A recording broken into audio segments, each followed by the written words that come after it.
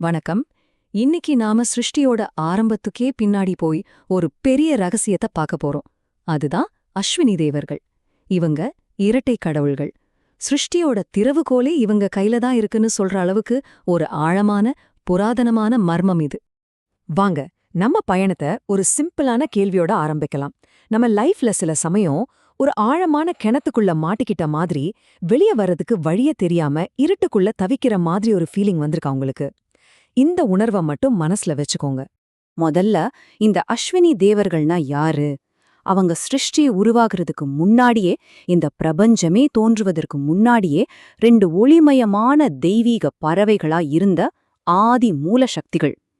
யோசிச்சு பாருங்க, அவங்க தான் ஃபர்ஸ்ட். சரி, இத இன்னும் கொஞ்சம் ஆழமா பார்க்கலாம்.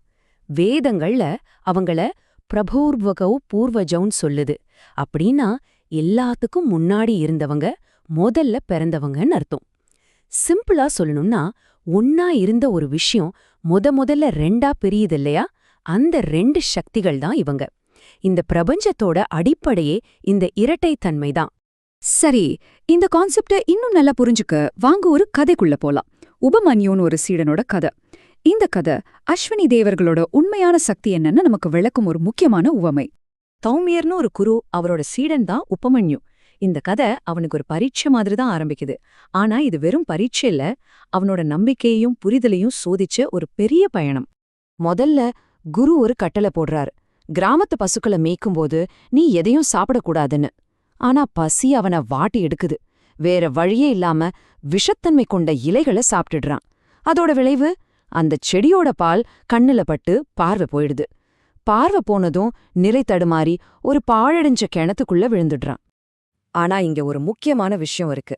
அவன் விழுந்த அந்த கிணறு, அது வெறும் பள்ளம் மட்டும் அல்ல, அது ஒரு ஆழமான சிம்பல். இந்த பொருள் உலகத்துல சிக்கி நம்ம ஆன்மாவோட ஒளியை இழந்து இருட்டுக்குள்ள தொலைஞ்சு போற நம்மளோட நிலைமைய அது குறிக்குது. நாம கூட நம்ம லைஃப்ல இந்த மாதிரி மனசுங்கிற கிணத்துக்குள்ள மாட்டிக்குவோம் இல்லையா? இப்போ நீங்க என்ன நினைப்பீங்க? குரு உடனே ஒரு கயிறு போட்டு காப்பாத்திருப்பாருந்தானே? ஆனா இல்ல. அதுக்கு பதிலா அஸ்வினி தேவர்களை போற்றி ஒரு துதிய பாட சொல்றார். இதிலிருந்து என்ன தெரியுது? வெளியே வரத்துக்கான வழி வெளியே இல்ல, அது உனக்குள்ளதான் இருக்குன்னு சொல்ற மாதிரி இருந்துச்சு அது. அப்ப அந்த துதேன்னா என்ன?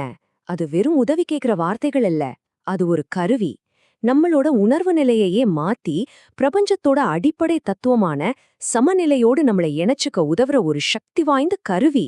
அதுதான் மாற்றத்துக்கான திறவுகோல். உபமன்யு அந்த துதிய சொல்ல சொல்ல அவனுக்குள்ள ஒரு பெரிய பிரபஞ்ச ரகசியம் புரிய ஆரம்பிக்குது. அந்த அஸ்வினி தேவர்கள் வேற யாரும் இல்ல, நம்ம பிரபஞ்சத்தை இயக்குற 2 அடிப்படை எதிர் சக்திகள் தான் அவங்க. இதை இன்னும் சிம்பிளா சொல்றேன். பிரகிருதி, புருஷன். அதாவது நம்ம உடம்பு, நம்ம உயிர். காலம், பிராணன். ஸ்பேஸ், அதுல நடக்கிற மூமெண்ட். பாக்குறதுக்கு எதிரும் புதிருமா தெரிஞ்சாலும் உண்மையில இது 2 ஒண்ணுக்கொன்னு ரொம்ப முக்கியம்.